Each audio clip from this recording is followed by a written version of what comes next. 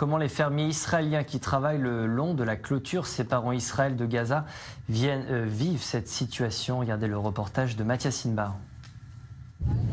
Un drapeau israélien, 50 mètres plus loin, ceux du Hamas, posés sur une tour d'observation du mouvement terroriste. Cette position aurait été érigée au cours des derniers jours.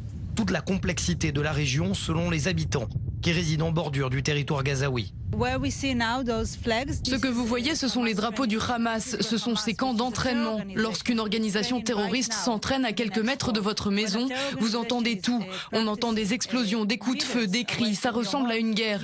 Mais ils ne font que se préparer à la prochaine guerre. En attendant, le Hamas pourrait profiter de cette crise d'électricité pour déclencher un nouveau conflit. Mais pour Hila, cette crise fait justement le jeu du mouvement palestinien. La preuve, selon elle, les tunnels offensifs sont construits grâce au courant, censé être utilisé par la population. Nous sommes à l'endroit où l'armée a découvert un tunnel il y a 3 ans, 1,5 km de long, 25 mètres de profondeur, suffisamment large pour faire passer des voitures. 3 ans après, j'ai toujours peur parce que je pense à tous ceux qui n'ont pas encore été découverts. Les Gazaouis eux-mêmes, au point de passage frontalier d'Erez, sont excédés. Ils parlent de catastrophe humanitaire, mais n'accusent pas Israël.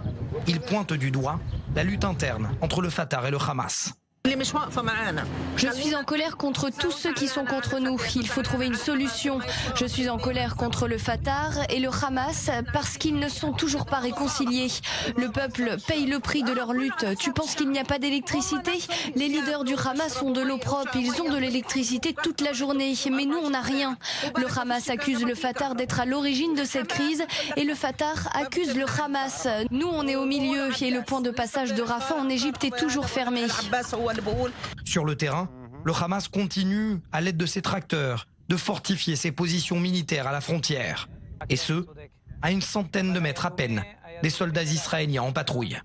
Derrière moi, ces fils barbelés, et à 200 mètres à peine, Beth Laïa, le point le plus au nord de la bande de Gaza.